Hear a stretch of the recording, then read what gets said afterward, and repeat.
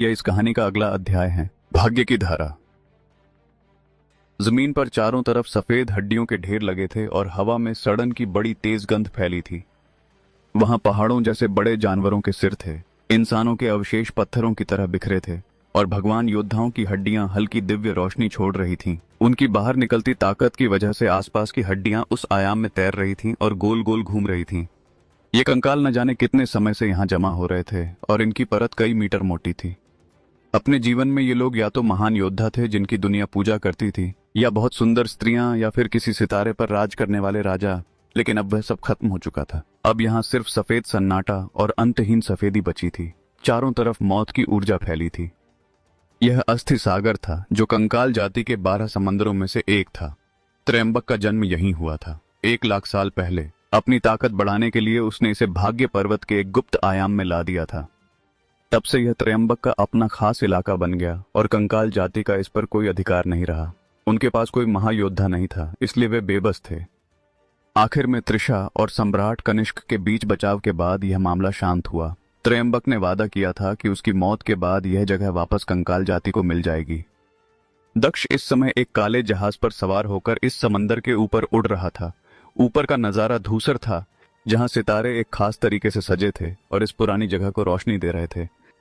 दक्ष ने गर्दन ऊपर उठाई और जिज्ञासा के साथ पूछा, क्या वह त्रयंबक का क्षेत्र है? संध्या और 2 अन्य लोग जहाज पर उनके साथ थे। जय संतोष, जो मृत्यु महल का एक श्रेष्ठ योद्धा था, वह भी वहीं खड़ा था। उसका शरीर जंजीरों से ढका था और उसकी खाल पर आग जल रही थी। जय संतोष ने दक्ष की ओर सम्मान से देखते हुए कहा, दक्ष, आप निश्चिंत रहें। उन 7 ग्रहों पर त्रयंबक की आत्मा के जो भी अंश थे, उन्हें मिटा दिया गया है। जैसे ही उनकी ताकत खत्म होगी, वे सितारे बुझ जाएंगे और वहां अंधेरा हो जाएगा। दक्ष ने नीचे झुककर देखा, जहां कंकाल जाति के अनगिनत लोग रहते थे। वहां लाश योद्धा जाति के लोग और कुछ अजीब जीव भी थे। यह दुनिया किसी बड़ी दुनिया से 10 गुना ज्यादा विशाल थी। संध्या ने दक्ष के चेहरे की गंभीरता को देखा और धीमे से पूछा, दक्ष, क्या आपको लगता है कि त्रयंबक ने वह राज इसी समंदर में छिपाया होगा? दक्ष ने समंदर की विशालता को देखते हुए एक ठंडी सांस भरी और शांत आवाज में कहा, मृत्यु की देवी और महायोद्धा प्रभास ने हर मुमकिन जगह ढूंढ ली होगी। जब उन्हें कुछ नहीं मिला तो मेरे कुछ ढूंढ पाने की उम्मीद बहुत कम है। मैं तो बस यहाँ अपनी किस्मत आजमाने आया हूँ। दक्ष की बातों को जय संतोष ने बड़े गौर से सुना। उसे दक्ष की विनम्रता अच्छी लगी। उसने थोड़ा सोचा, उसके चेहरे पर एक गहरी सोच वाली मुस्कान आई और वह बोला, सच तो यह है कि मृत्यु की देवी का एक अनुमान है। दक्ष ने थोड़ा उत्सुक होकर पूछा, अच्छा, मुझे इसके बारे में बताओ। जय संतोष के चेहरे पर एक पुराना दर्द और गंभीरता आ गई। उसने धीमे स्वर में कहा, शायद आपको पता होगा कि 1 लाख साल पहले भाग्य पर्वत में एक बड़ा रहस्यमयी मामला हुआ था। दक्ष ने बात समझते हुए अपना सिर हिलाया। जय संतोष ने बड़ी सावधानी से आगे बताया, जीवन की देवी और मंगलाचारी का मारा जाना भाग्य पर्वत के लिए एक बड़ा झटका था। इसकी वजह से पूरे नरक क्षेत्र में इस दिव्य महल की इज्जत कम हो गई थी। हालांकि अफवाहें उड़ी थीं कि बाहर के लोगों ने घुसपैठ की थी, लेकिन हम जैसे लोग असलियत जानते हैं। वह तो बस एक बहाना था ताकि शांति चाहने वालों को चुप कराकर एक बड़ी लड़ाई शुरू की जा सके। जय संतोष की बात सुनकर दक्ष ने गौर किया और पूछा, तो क्या सच में यह काम अंदर के ही किसी का था? हकीकत में मृत्यु की देवी इतने सालों से इसकी जांच कर रही हैं। उनका मानना है कि यह काम भाग्य पर्वत के ही किसी साधक का है। अचानक किया गया हमला ही उन 2 ताकतवर योद्धाओं को मार सकता था। जब त्रयंबक का राज खुला तो उस पर शक बहुत बढ़ गया। वह अकेला उन्हें नहीं मार सकता था, लेकिन वह जरूर इस साजिश में शामिल रहा होगा। दक्ष ने थोड़ा सोचते हुए सवाल किया, पर इस सबका त्रयंबक के यहाँ वापस आने से क्या नाता है? जय संतोष ने राज खोलते हुए कहा, उस समय न केवल 2 योद्धा मरे, बल्कि मंगलाचारी का सबसे कीमती दिव्य अस्त्र भी चोरी हो गया। तभी संध्या ने चौंक कर पूछा, क्या आप मंगलाचारी के राजदंड की बात कर रहे हैं? जिस पर जय संतोष ने सिर हिलाया और बोला, हाँ, वही। वह भाग्य की किताबों के बाद सबसे ताकतवर चीज है। उसे नियति की लाठी कहते हैं। उसका एक वार किसी की भी किस्मत का फैसला कर सकता है। इसके अलावा शुभ महल के सारे खजाने भी तभी गायब हुए थे। अब जब त्रयंबक के महल की तलाशी ली गई तो वहां बहुत कम दौलत मिली। कोई नहीं जानता कि वह सब कहां गया। दक्ष यह सुनकर हल्का सा हंसा और बोला, क्या त्रयंबक वाकई लाखों सालों से जमा की गई दौलत के लिए यहां वापस आया था? इसकी बहुत बड़ी संभावना है, जय संतोष ने दृढ़ता से कहा। दक्ष ने धीरे से अपना सिर हिलाया। उसने एक हल्की सी मुस्कान के साथ जहाज से नीचे देखा, फिर अचानक छलांग लगा दी और नीचे बहती मुर्दा नदी की ओर गिरने लगा। दक्ष जैसे साधक अब मामूली दौलत की परवाह नहीं करते थे। अपनी जान जोखिम में डालना तब तक सही नहीं था जब तक वह दिव्य कड़ाही या मंगलाचारी का राजदंड जैसी कोई महान चीज न हो। दक्ष उस मटमैली मुर्दा नदी के किनारे खड़ा हो गया। उसने अपनी उंगलियों से कुछ मुद्राएं बनाई। तुरंत उसकी आंखों की पुतलियों में दो चमकते हुए सितारों के समंदर दिखाई देने लगे, जिनमें नक्षत्र अपना रास्ता बदल रहे थे। हूश! उसकी आंखों से एक बड़ी रोशनी निकली। उसी समय उसके शरीर से डोमेन बाहर निकला। तारों की रोशनी ने पल भर में पूरे अस्थि सागर को भर दिया। अरबों मील की यह धरती अब दक्ष के काबू में थी। हड्डियों के उस समंदर में मौजूद अनगिनत लोग एक साथ घुटनों के बल बैठ गए। यह एक 7वें मंडल के योद्धा का दबदबा था। उसकी ताकत ने जमीन और आसमान को अपने घेरे में ले लिया था। उस जगह के भीतर कुछ सबसे पुराने समय के सबसे ताकतवर लोग भी अब दक्ष को देखकर पीछे हटने पर मजबूर थे। दक्ष की इस बेहिसाब ताकत को देखकर जयसंतोष बुरी तरह हिल गया। उसने अपने मन में सोचा, कितना भयानक है यह सब। आखिर कितने साल बीते हैं। दक्ष इतनी तेजी से आगे बढ़ा है कि न तो ऐसा कभी सुना गया और न ही कहानियों में कोई ऐसा लिखने की हिम्मत करेगा। उसने अपने दोनों हाथ जोड़े और मुर्दा नदी के किनारे खड़े उस योद्धा के सामने बड़े सम्मान से अपना सिर झुकाया। तभी उस सूनी जगह में एक मीठी महिला आवाज गूंजी, जो दूर से आती हुई पास महसूस हो रही थी। इस गुप्त आयाम के सभी नियम अब उसके वश में हैं। वह न केवल समय और स्थान को काबू करता है, बल्कि उसे सत्य का दूत भी कहा जा सकता है। अगर वे अनुभवी लोग भी यहां होते तो वे भी इसके सामने छोटे पड़ जाते। मिंगिया उस सूनी जगह में नंगे पैर खड़ी थी और किसी नीले फूल की पंखुड़ी की तरह धीरे धीरे नीचे उतर रही थी। उसकी कमर और कलाई पर बंधा रंगीन कपड़ा हवा में लहरा रहा था, जिससे उसकी पतली कमर और सुंदर पैर और भी आकर्षक लग रहे थे। जैसे ही उसके पैरों ने जहाज के डेक को छुआ, उसके हाव भाव अचानक बदल गए।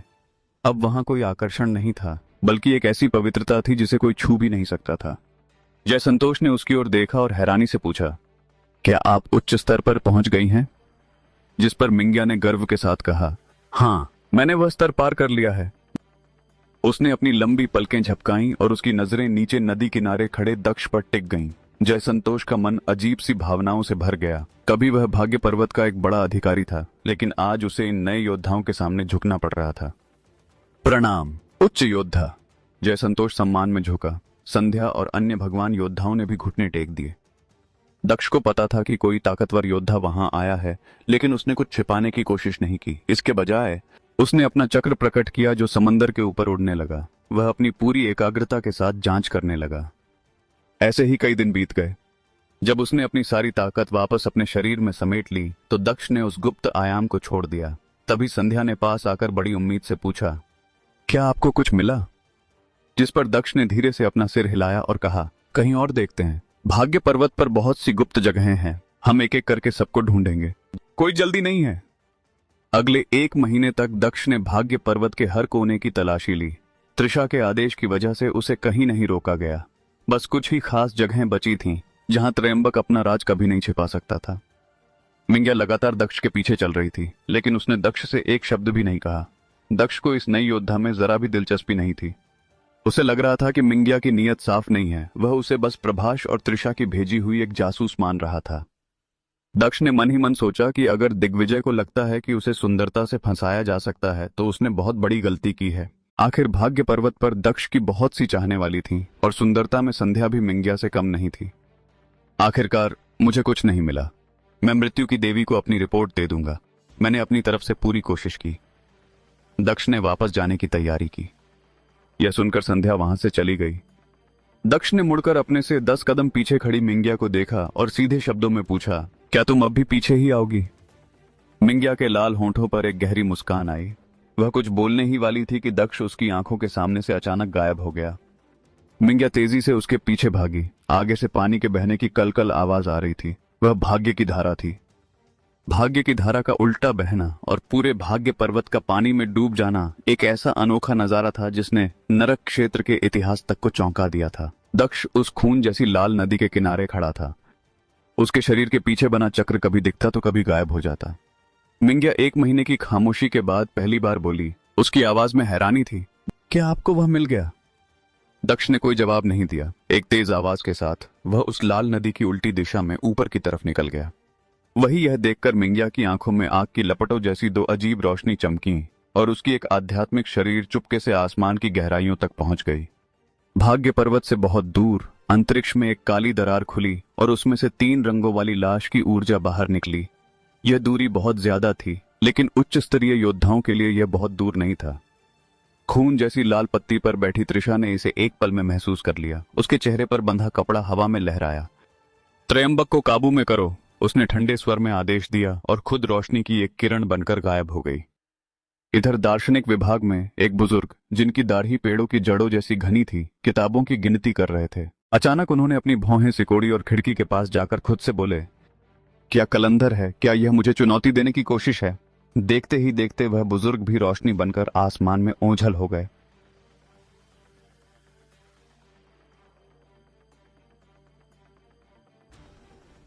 यह इस कहानी का अगला अध्याय है, गोरखनाथ का दुश्मन।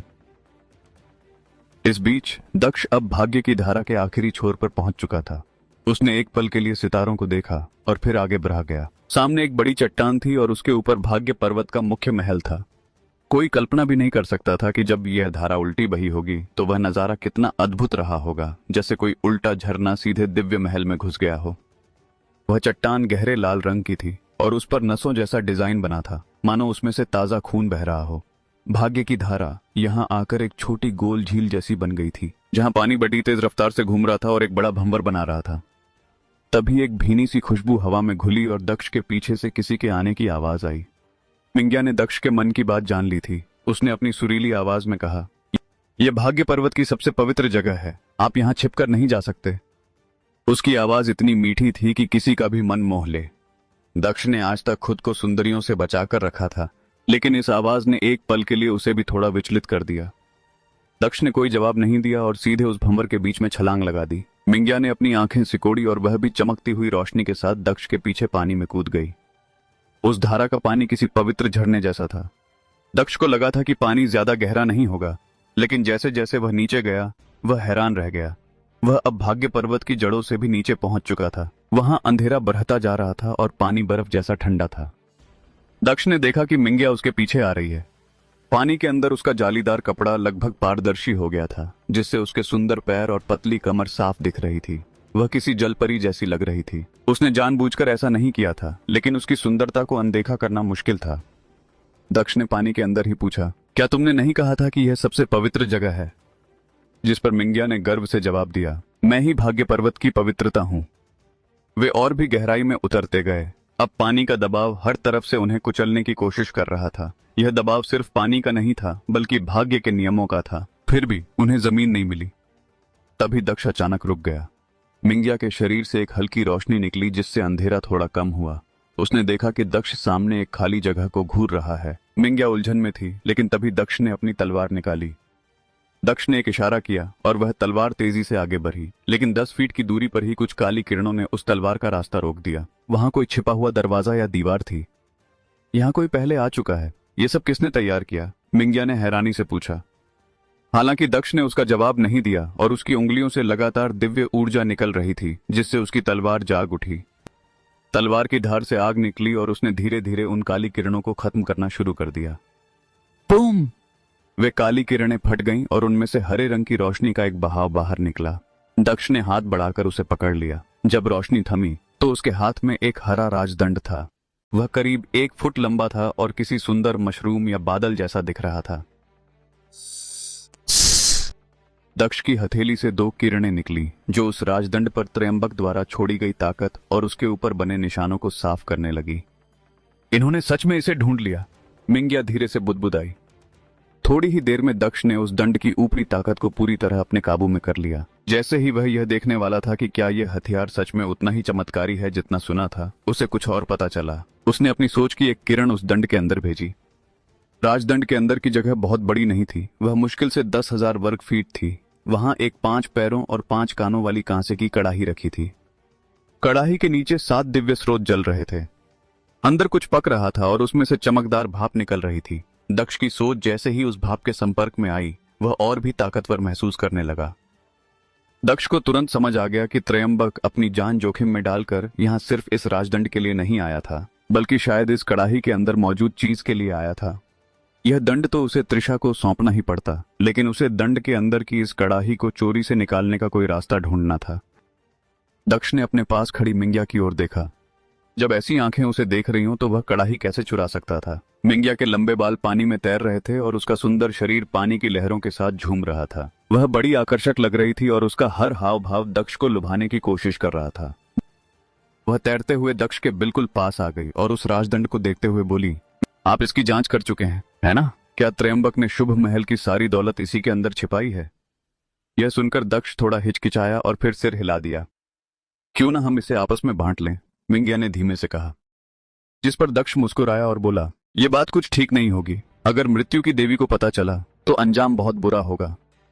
त्रिशा को सिर्फ इस दंड से मतलब है और हम यहां जो भी करेंगे उसे कभी पता नहीं चलेगा।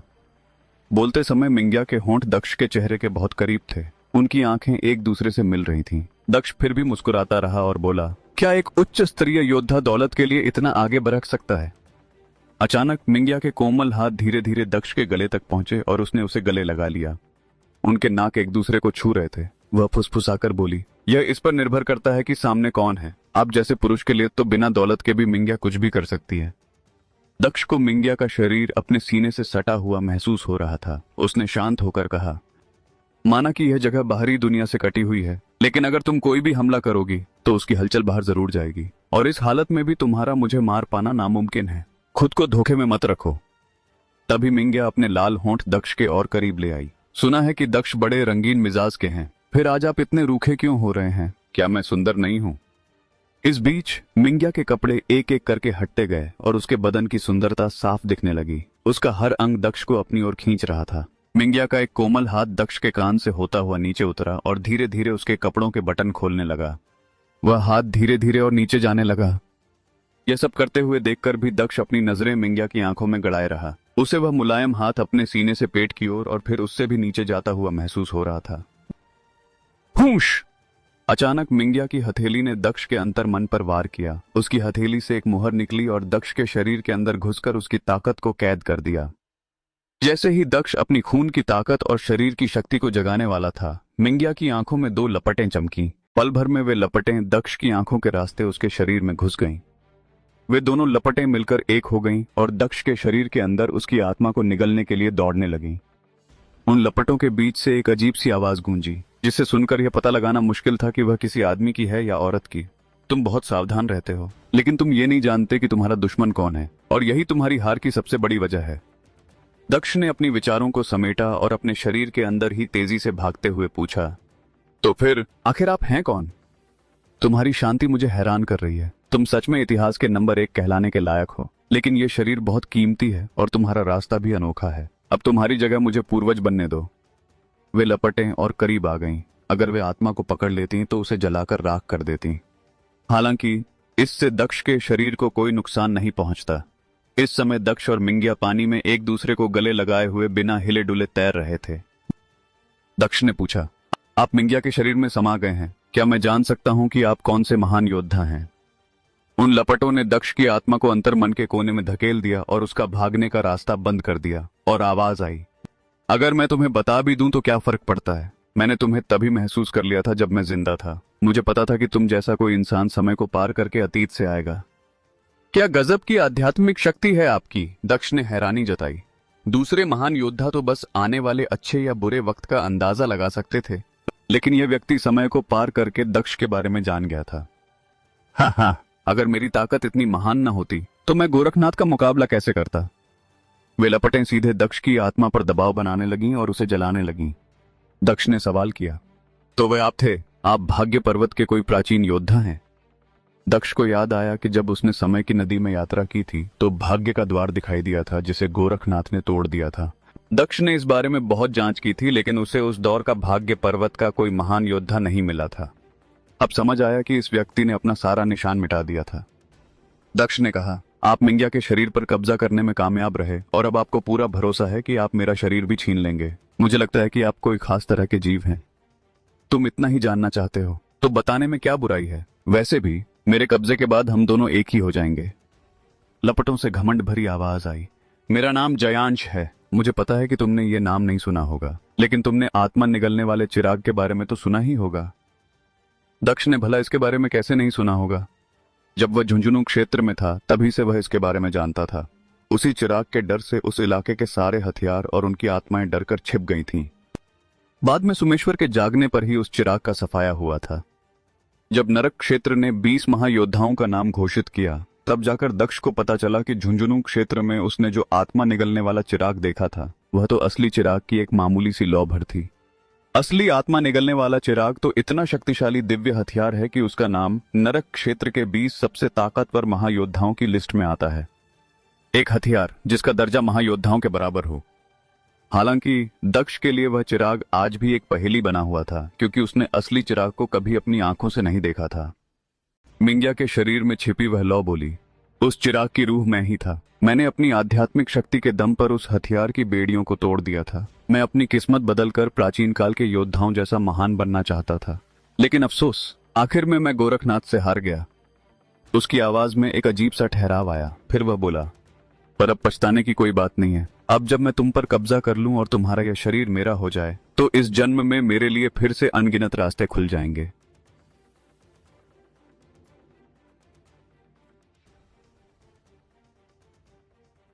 यह इस कहानी का अगला अध्याय है, दक्ष का रहस्य। प्रकृति के नियमों में हुए बदलाव की वजह से उन प्राचीन योद्धाओं की आत्मा, जो अब तक केशतरा में छिपी थीं, पूरी तरह पागल हो गई थीं। वे किसी भी तरह बाहर आने के लिए तड़प रही थीं। यह देखकर दक्ष का दिल भारी हो गया। वे रूहें जितनी ज्यादा बेचैन थीं, उसका मतलब साफ था कि बड़ी प्रलय सच में आने वाली है। उनके पास अपनी ताकत बढ़ाने और वापस पुराने जैसा बनने के लिए अब बहुत कम समय बचा था। यह बिल्कुल जंगल में लगी आग की तरह था। जानवरों को अपनी जान बचाने के लिए भागना ही था। जो सबसे तेज भागकर आगे रहेगा वही बचेगा। जयांश, जो चिराग की पुरानी रूह था, वह इतना ताकतवर था कि गोरखनाथ से मुकाबला कर सकता था। ब्रह्मांड में ऐसा कोई दूसरा दिव्य हथियार नहीं था जो बार बार ऐसी शक्तिशाली रूहों को जन्म दे सके। यह सब इशारा था कि किसी के शरीर पर कब्जा करने में इस चिराग का कोई मुकाबला नहीं है। इससे पूरा भरोसा था कि यह दक्ष के शरीर को अपना बना लेगा और दुनिया की नजरों से भी छिपा रहेगा। यह सिर्फ कब्जा नहीं था, बल्कि दक्ष की आत्मा को निगलकर अपनी ताकत बढ़ाना था। चीची! दक्ष की आत्मा पूरी तरह लपटों से घिरी थी।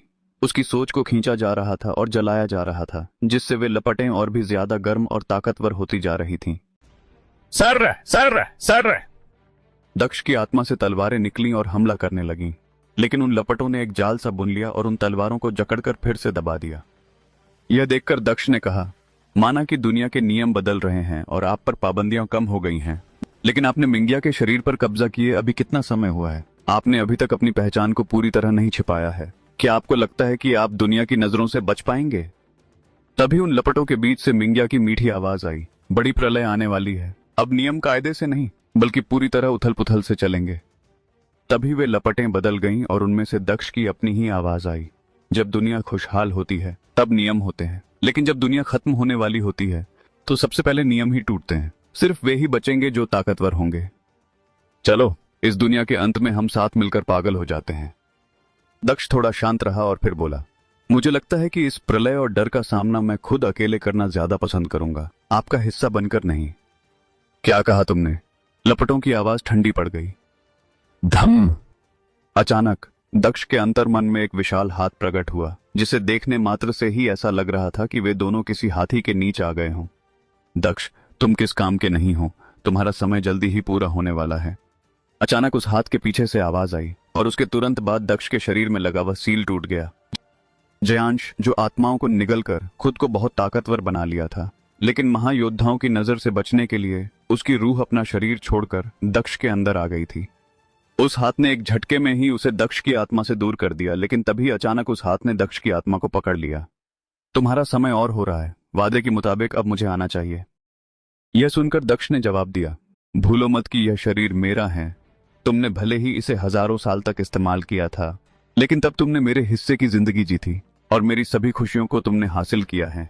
क्या मैं इतना ही हकदार हूं? तुम्हारी वजह से मैं अपनी मां को भी अंतिम बार नहीं देख पाया। भूल जाओ, मैं अगले और हजारों सालों तक रहना चाहता हूं। इतना कहकर दक्ष ने खुद को उस हाथ छोड़ा और जयांश की ओर देखा, जो कि इस पल बेहद ही कमजोर हो गया था। उसने तुरंत जवाबी हमला किया और जयांश को आत्मा के हिस्से को परिष्कृत करने लगा। देखते ही देखते उसने जयांश की शक्तियों को अवशोषित कर लिया। ठीक है, अगर तुम यही चाहते हो तो मैं तुम्हें अवश्य मौका दूंगा, लेकिन तुम्हें भी अपने वादों पर खड़ा उतरना होगा। अचानक उस हाथ के पीछे एक धुंधली परछाई निकली, जो हूबहू दक्ष की तरह लग रही थी, लेकिन उसके चेहरे पर एक अलग ही तेज था, जो हजारों साल पहले कभी दक्ष में था। ठीक है, मैं अपना वादा जरूर निभाऊंगा। आखिरकार हम एक ही शरीर के दो आत्मा हैं। दक्ष ने इतना कहा और फिर से शरीर में अपना नियंत्रण लेने लगा, लेकिन तभी उसकी नजरें जयांश की बची आत्मा धुंध पर पड़ी, जहां अब उस धुंध से एक महिला की आकृति निकल रही थी, जो मिंग्या की शक्ल में बदल गई और बड़े सम्मान के साथ घुटनों के बल बैठ गई। उसने अपना सिर झुकाया और बड़ी लाचारी से कहा, दक्ष, कृपया मुझे जीने का एक रास्ता दें। दक्ष यह देखकर हैरान रह गया। क्या उसकी आत्मा अभी भी आजाद थी? उसने फौरन उस विशालकाय हाथ की तरफ देखा, लेकिन इस पल तक वो हाथ गायब हो चुका था। घबराओ मत, वो जयांश ने इसकी आत्मा निगली थी, जो कि अब उसके मरते ही बाहर आ गई है। दक्ष ने यह सुनकर मन ही मन एक राहत की सांस ली और मिंग्या तरफ देखा था। वह सच में मिंग्या की ही आत्मा थी, जयांश का कोई छलावा नहीं था। मिंग्या की आत्मा ने अपना सिर उठाया और बड़े दुखी मन से कहा, हालांकि जयांश ने मेरी आत्मा को निगल लिया था, लेकिन भाग्य पर्वत वापस पहुंचने की जल्दी में वह उसे पूरी तरह खत्म नहीं कर पाया। दक्ष, आपको इस बारे में चिंता करने की जरूरत नहीं है। मिंग्या की आध्यात्मिक शक्ति और उसकी हिम्मत इस वक्त बहुत कमजोर पड़ चुकी थी। वह किसी 7वें मंडल की योद्धा जैसी बिल्कुल नहीं लग रही थी। वह तो बस एक बेबस औरत लग रही थी जिसने मौत को बहुत करीब से देखा हो। उसकी आंखों में दक्ष को सिर्फ डर, लाचारी और एक उम्मीद दिखी। दक्ष सच में यह बर्दाश्त नहीं कर पा रहा था कि एक उच्च स्तरीय योद्धा उसे ऐसी नजरों से देख रही है। मिंग्या की आंखें धुंधली पड़ गईं और उसने कहा, मैं जानती हूं कि आप मेरी आत्मा को भी जयांश के साथ खत्म करना चाहते हैं, ताकि आगे की कोई मुसीबत ही न रहे। बेशक इससे बहुत सी मुश्किलें हल हो जाती। कम से कम अगर दक्ष उस राजदंड के अंदर से वह कांसे की कड़ाही निकालता तो एक गवाह कम होता। दक्ष ने उसे देखते हुए कहा, तुम इतनी मासूम और कमजोर होने का नाटक तो नहीं कर रही हो, क्योंकि तुम जानती हो कि मैं नर्म दिल इंसान हूं। मिंग्या की बड़ी बड़ी आंखों में ढेरों शिकायतें थीं और वह बस टकटकी लगाकर दक्ष को देख रही थी। उसके मासूम चेहरे को देखकर दक्ष के लिए बेरहम होना सच में बहुत मुश्किल था। उस हाथ ने पहले ही जयांश को सीधे खत्म कर दिया था, इसलिए उसकी यादों को खंगालने का मौका नहीं मिला। अब उसे सारी जानकारी सिर्फ मिंग्या से ही मिल सकती थी।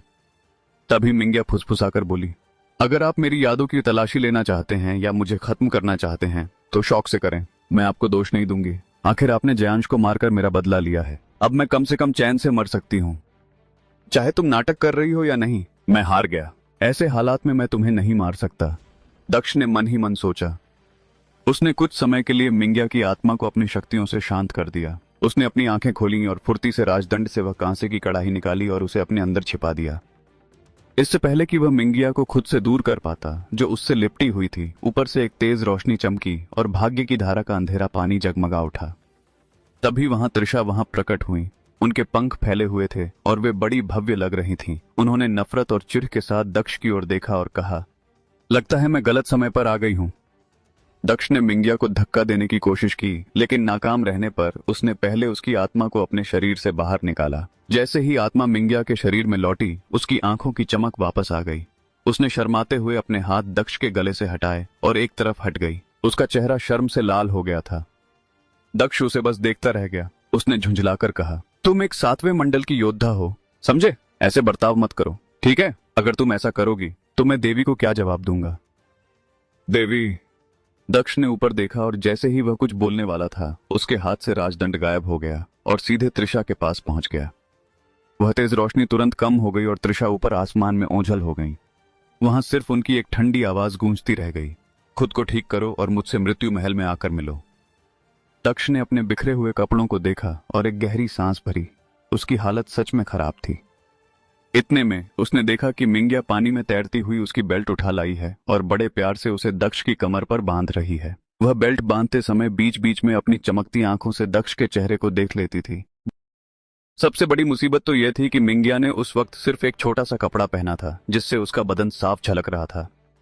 दक्ष ने अपना सिर पकड़ लिया। उसे समझ आ गया कि अब यह सब खत्म हो चुका है। वह त्रिशा को इसके बारे में कुछ भी नहीं समझा पाएगा। त्रिशा के सामने क्या वह अब मजबूती से खड़ा हो पाएगा? वह उसे कितनी गिरी हुई नजरों से देखेगी?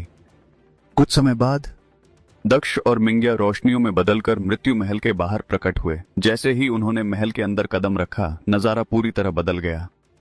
ऊपर अमर पक्षी के सिंहासन पर सफेद कपड़ों और काले बालों वाली त्रिशा बैठी थी। उनके दोनों कोमल हाथों में दंड था, जिसे वह बड़े गौर से देख रही थी। उनके शरीर से एक ताकत निकल रही थी, जो वहां मौजूद हर किसी पर बड़ा दबाव बना रही थी। प्रणाम, मृत्यु की देवी। दक्ष और मिंग्या ने एक साथ सिर झुकाया। लेकिन काफी देर तक उन्हें त्रिशा की आवाज सुनाई नहीं दी, जो उन्हें खड़ा होने के लिए कहती। दक्ष ने थोड़ा इंतजार किया, फिर सीधे अपना सिर उठाया, शरीर सीधा किया और आसपास देखने लगा। ऊपर बैठी त्रिशा की नजर उस दंड से हटकर दक्ष पर पड़ी। उन्होंने ठंडे स्वर में कहा, दक्ष सच में एक न झुकने वाली व्यक्ति के साथ पैदा हुआ है। क्या वह एक महायोद्धा के सामने भी इतना निडर है? जिस पर दक्ष ने बिना डरे कहा, इस व्यक्ति के मन में आपके लिए केवल श्रद्धा है, फिर मुझे आपसे डरने की क्या जरूरत? यह सुआकर त्रिशा ने धीरे से अपनी नाक सिकोड़ी, फिर मिंगिया की ओर देखा और बोली, मेरे पास आत्म की तलाशी लेने का समय नहीं है, खुद बताओ तुम असल में कौन हो? तभी वहां मौजूद लोगों में से नागा आगे बढ़ा और सिर झुकाकर बोला, यह साफ है कि मिंगिया की आत्मिक शक्ति को बड़ा नुकसान पहुंचा है। जयांश उस चिराग से पैदा हुई एक प्राचीन रूह थी, वह गोरखनाथ के हाथों मारी गई थी। फिर नागा ने दक्ष की ओर देखकर पूछा, दक्ष, क्या तुम्हें पता है कि जयांश की वह रूह अब कहां है? जिस पर दक्ष ने शांति से जवाब दिया, मेरे हाथों उसके चिथड़े उड़ चुके हैं और उसकी आत्मा पूरी तरह खत्म हो चुकी है। अभी कुछ देर पहले कलंधर ने अपनी ताकत दिखाई थी, जिसकी वजह से मुझे बाहर जाना पड़ा, लेकिन वह बड़ी तेजी से भाग गया और मैं उसे पकड़ नहीं पाई। त्रिशा की आवाज महल में गूंजी। यह सुनकर दक्ष ने गौर किया और कहा, दुनिया में ऐसा इत्तेफाक नहीं होता। कलंधर बिना किसी वजह के आपको कभी नहीं भड़काएगा।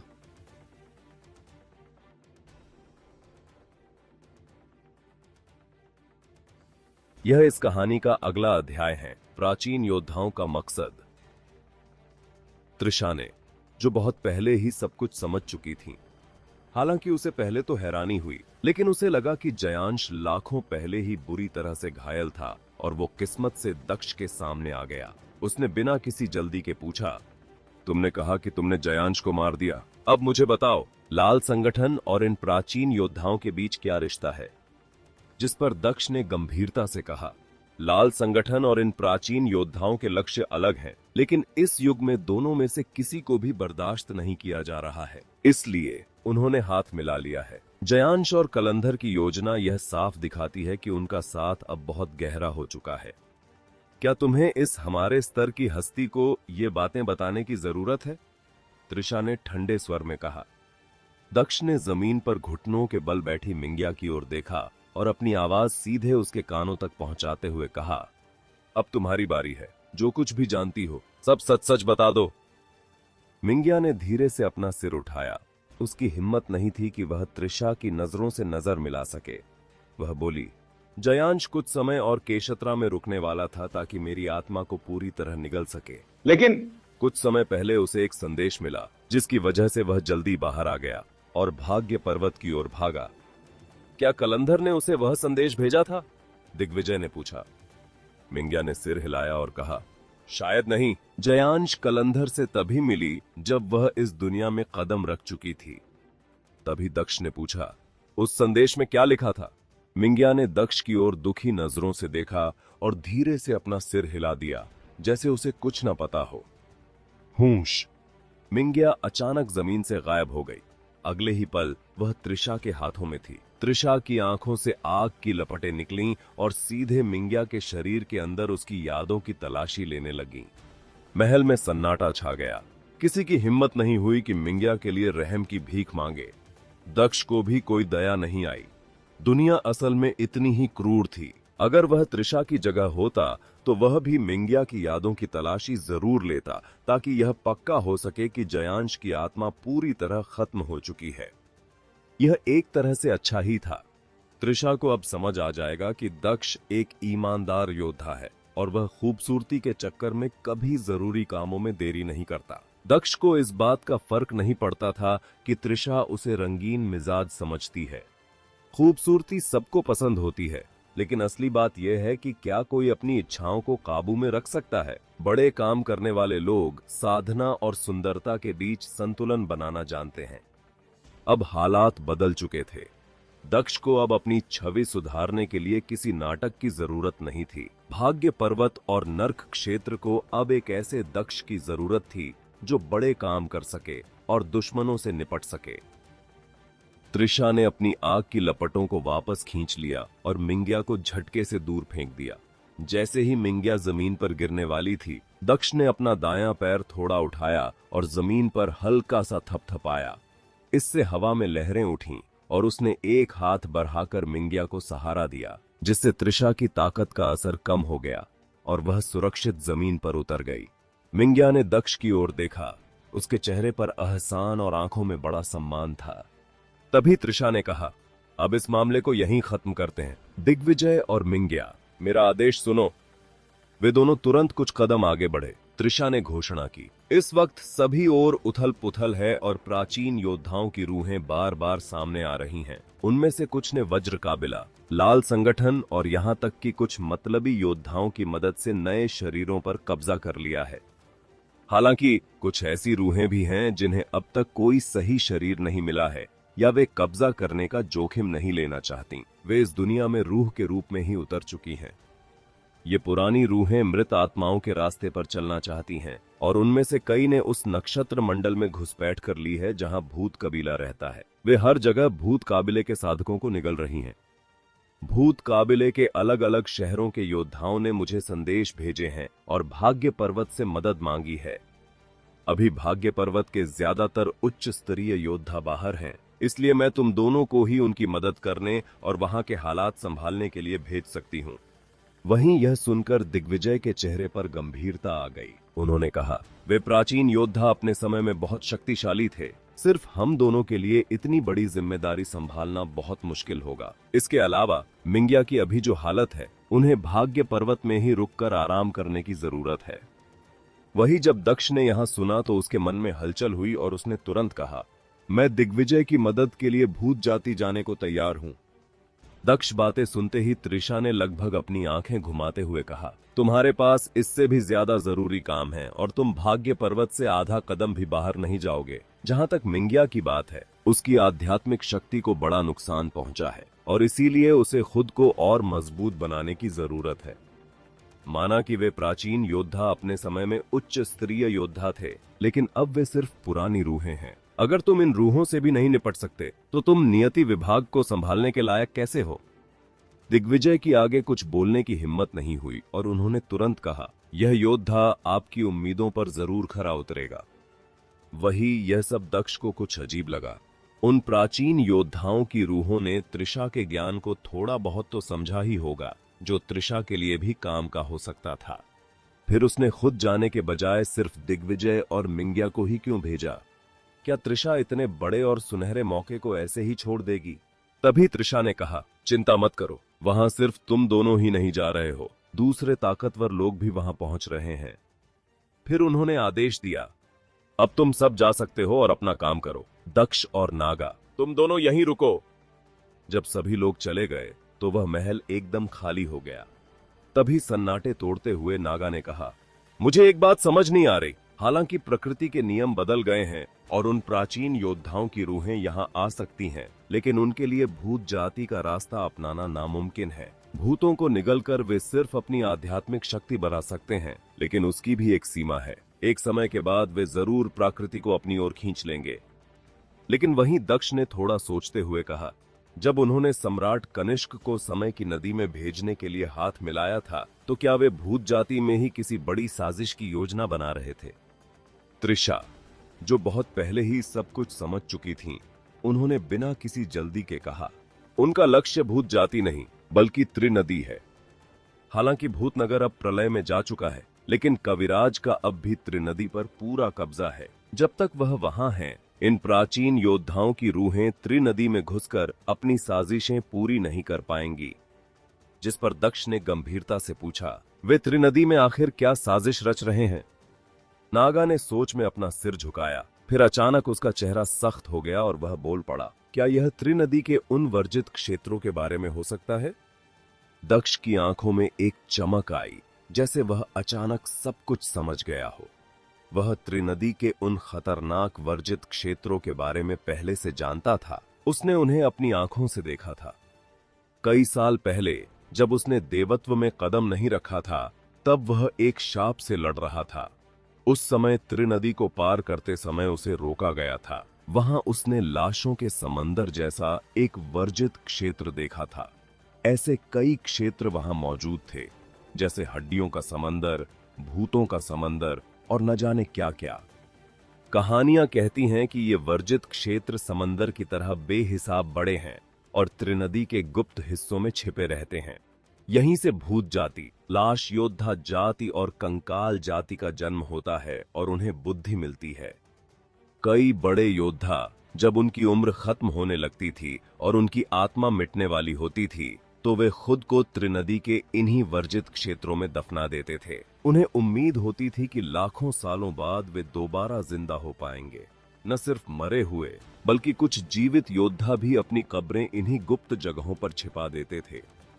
दक्ष ने कहा, ये प्राचीन योद्धा अपने समय में बहुत ताकतवर रहे होंगे। लाखों सालों तक अपनी रूहों को बचाए रखना बड़ी योजना का हिस्सा रहा होगा। क्या यह मुमकिन है कि उनके पुराने शरीर इन्हीं वर्जित क्षेत्रों में दफन हों?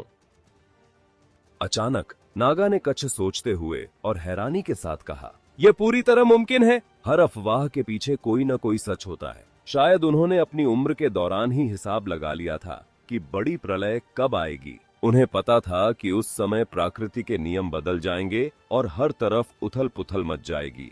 अगर वे अपने पुराने शरीर ढूंढ लें और त्रिनदी की मदद से उनमें नई बुद्धि डाल दें, तो वे लाश योद्धा या कंकाल बनकर दोबारा जन्म ले सकते हैं। इस तरह वे अपने ही पुराने शरीरों पर कब्जा कर लेंगे। यह एक नई जिंदगी पाने जैसा होगा और वे प्रकृति की नजरों से भी बच जाएंगे। बस एक ही मुसीबत है कि मुर्दा आखिर मुर्दा ही रहता है और रूह सिर्फ एक हिस्सा। दोबारा शिखर पर पहुंचने के लिए उन्हें फिर से शुरू से साधना करनी होगी और इसकी उम्मीद भी 10 में से सिर्फ 3 बार ही होती है। दक्ष ने थोड़ा सोचते हुए कहा, अगर मैं भविष्य के लिए ऐसी योजना बनाता तो कम से कम 3 तैयारियां करता। पहली, मैं अपना शरीर किसी बड़ी गुप्त जगह पर दफनाता, लेकिन यह सोचना भी मुश्किल है। जब पूर्वजों की कब्र ढूंढ ली गई तो बाकी योद्धाओं की क्या बिसात? आने वाली पीढ़ियों में बहुत से काबिल लोग पैदा होते हैं। पुराने समय में मेघनंदा अपनी सेना को ताकतवर बनाने के लिए अक्सर इन वर्जित क्षेत्रों में घुस जाती थी। उन्होंने अनगिनत प्राचीन योद्धाओं की कब्रें खोद डाली थीं और उनके दोबारा जिंदा होने के सपनों को मिट्टी में मिला दिया था। इतिहास में मेघनंदा जैसे बहुत से साधक रहे होंगे। दक्ष ने थोड़ा सोचते हुए कहा, त्रिनदी के उन वर्जित क्षेत्रों में अब कितनी कब्रें बची होंगी जिन्हें सुरक्षित माना जा सके? दक्ष ने अपनी बात जारी रखी। दूसरी बात, शरीर को इस तरह सील किया जाना चाहिए कि उसमें समय से पहले चेतना पैदा न हो। और तीसरी बात, मैं अपनी जिंदगी की तमाम जमा पूंजी और संसाधन उसी कब्र में रखता। यह इसलिए ताकि जब मेरी रूह भविष्य में वापस आए तो मेरे पास खुद को सुरक्षित करने और आगे बढ़ने के लिए पर्याप्त साधन हो। साधना के साधन इतने लंबे समय तक सुरक्षित कैसे रह सकते हैं? लाखों सालों के बाद तो वे राख बन गए होंगे। नागा ने हैरानी से पूछ, जिस पर दक्ष ने सिर हिलाया और कहा, हाँ, यही उनकी बेबसी है। संसाधनों के लिए और जल्दी ताकतवर बनने के लिए उन्हें कुछ जोखिम तो उठाने ही पड़ते हैं। त्रिशा ने भी शांत स्वर में कहा, तीसरी तैयारी यह होनी चाहिए कि इस दौर के किसी ताकतवर योद्धा के साथ हाथ मिलाया जाए ताकि वे शरीर में नई रूह पहले ही पैदा कर सकें। इस तरह वे बहुत समय बचा सकते हैं और कब्जा करने के बाद जल्दी ही उच्च स्तर तक पहुंच सकते हैं। जिस पर यह सुनकर दक्ष ने पूछा, तो क्या आपको भी लगता है कि ये प्राचीन रूहें असल में भूत जाति का रास्ता नहीं अपना रही हैं और भूत जाति पर हमला करना सिर्फ सच को छिपाने का एक बहाना है? क्या वे सच में लाश योद्धा जाति और कंकाल जाति का रास्ता अपनाना चाहते हैं? इस पर त्रिशा ने कहा, क्या एक प्राचीन आत्मा को तुमने आजाद नहीं किया था? क्या वह एक जीता जागता उदाहरण नहीं है? हालांकि वह उनसे बहुत अलग है। वह सिर्फ एक रूह नहीं है, बल्कि उसकी आत्मा पूरी तरह सुरक्षित है और उसकी ताकत भी वैसी ही है। उसके अंदर छिपे राज इन प्राचीन रूहों से कहीं ज्यादा रोमांचक हैं। अफसोस कि उसे अब तक पकड़ा नहीं जा सका है। प्राचीन योद्धाओं का नाम आते ही दक्ष ने तुरंत पूछा, उत्तरी ब्रह्मांड में जो प्राचीन योद्धा जाग रहे हैं, क्या उनकी जांच हुई? उनका इस युग में आना इन पुरानी रूहों से भी ज्यादा अजीब है। यह तो प्रकृति के नियमों को पूरी तरह तोड़ने जैसा है। तभी त्रिशा ने धीरे से अपनी नाक सिकोड़ी और कहा, इसकी 2 बड़ी संभावनाएं हैं। पहली संभावना 9 कड़ाही में से एक कड़ाही है। वे शायद उस कड़ाही के अंदर सो रहे थे और कोई ब्रह्मांड मंडल का योद्धा ही उन्हें सीधे इस युग में भेज दिया। जैसे तुम आयाम में छलांग लगा सकते हो, वैसे ही वह कड़ाही किसी को भी समय के पार भेज सकती है। बेशक इतने लंबे समय को पार करने के लिए किसी ब्रह्मांड मंडल के योद्धाओं की जरूरत होगी। दूसरा अंदाजा क्या है? दक्ष ने पूछा। जिस पर त्रिशा ने गंभीर होकर कहा, दूसरा अंदाजा सबसे ज्यादा मुमकिन है, लेकिन उतना ही अजीब भी। क्या तुमने प्रभाष को नहीं बताया था कि फीमा की रूह और शक्ति उसके सिर के अंदर खून के समंदर में सुरक्षित थी? अगर तुम झूठ नहीं बोल रहे थे तो वह खून किसी अमर पक्षी का हो सकता है। कहने का मतलब यह है कि उत्तरी ब्रह्मांड के वे योद्धा पिछले 10 करोड़ सालों से किसी अमर पक्षी के खून के सहारे सो रहे होंगे। इसी तरह वे समय के नियमों और दुनिया की नजर से बच पाए। स्वर्ग क्षेत्र की तरफ से कुछ खबरें आई हैं। कहा जा रहा है कि देवराज को किसी ब्रह्मांड मंडल के योद्धा की रूह मिली है, जिससे एक अमर जीव के निशान मिले हैं। लेकिन अभी ये सब सिर्फ अफवाहें हैं। सच और झूठ में फर्क करना मुश्किल है। मेरी राय में इस दुनिया में अमर जैसा कुछ नहीं होता। ज्यादा से ज्यादा मयंक जैसे लोग होते हैं जो जिंदगी से चिपके रहते हैं। वे 9 जन्मों तक जीने का दावा करते हैं, लेकिन असल में हर जन्म एक नई शुरुआत होती है और उनका अंत बुरा ही होता है। तभी एक स्त्री बाहर निकली जो काफी हद तक त्रिशा जैसी दिखती थी। वह मायावी वृक्ष थी। त्रिशा ने एक सुई निकाली और उसे सौंपते हुए कहा, नागा, तुम इस सुई की रूह हो। तुम दोनों अभी त्रिनदी पर जाओ और उन प्राचीन रूहों को दबाओ। तुम और दिग्विजय साथ मिलकर काम करोगे, एक सामने रहकर और एक छिपकर। मुझे यकीन है कि तुम उनमें से कुछ को संभाल लोगे। जैसे ही किचक को एक हद तक परिष्कृत कर लिया जाएगा, मैं खुद वहां जाऊंगी। त्रिशा का आदेश मिलते ही मायावी वृक्ष और नागा तुरंत निकल पड़े। साथ ही दक्ष ने आयाम की मौजूदगी को भी महसूस किया, जो उनके साथ भाग्य पर्वत में गायब हो गया। असल में दिग्विजय और मिंग्या तो सिर्फ मोहरे थे, जिन्हें त्रिशा ने उन प्राचीन रूहों को धोखा देने के लिए इस्तेमाल किया था। असली काम तो ये दोनों कर रहे थे। अब महल में सिर्फ दक्ष और त्रिशा रह गए थे। त्रिशा ने फिर से राजदंड उठाया। उनकी कोमल उंगलियों के छूते ही उसमें से दिव्य रोशनी की किरणें निकलने लगीं। उन्होंने कहा, अगर तुम त्रिनदी क्षेत्र में जाना चाहते हो तो त्रयंबक को जल्दी तैयार करने में मेरी मदद करो। वक्त आने पर मैं तुम्हें खुद वहां ले जाऊंगी। अब तुम जा सकते हो। दक्ष को वहां खड़ा देखकर उन्होंने आगे कहा, मैंने तुमसे जो वादा किया है मैं उसे पूरा करूंगी। अगर तुम मंच पर जाना चाहते हो तो शौक से जाओ। तुम्हारी साधना जितनी मजबूत होगी, तुम मेरे लिए उतने ही काम के रहोगे। यह सुनकर दक्ष ने बड़े ही स्वाभिमान के साथ कहा, मैं पहले राहु पहाड़ जाना चाहता हूं। देवी वसुंधरा ने मुझ पर बड़ी दया की है। वह बाहर आ चुकी हैं और मैंने अभी तक उनके दर्शन नहीं किए। यह बहुत ही अभद्र होगा। वास्तव में दक्ष सच में अपने अमरतेंद्र की हालत को लेकर चिंतित था। ब्रह्म फूल ही उनकी उम्र बढ़ाने का इकलौता रास्ता था। वान्या वहां गई थी, लेकिन अब तक कोई खबर नहीं आई थी। दक्ष को लगा कि उसे खुद वहां जाना चाहिए।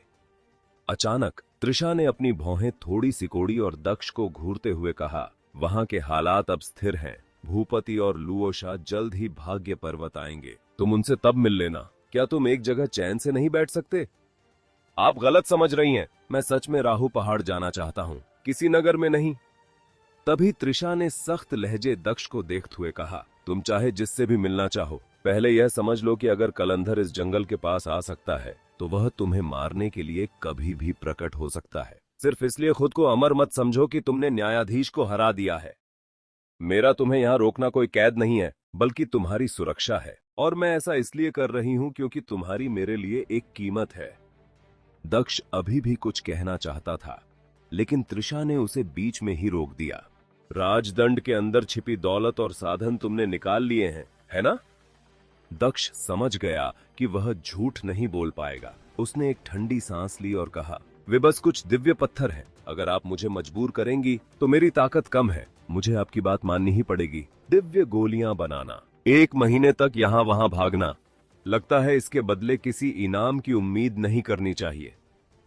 त्रिशा उसके इस नाटक पर भला कैसे यकीन करती?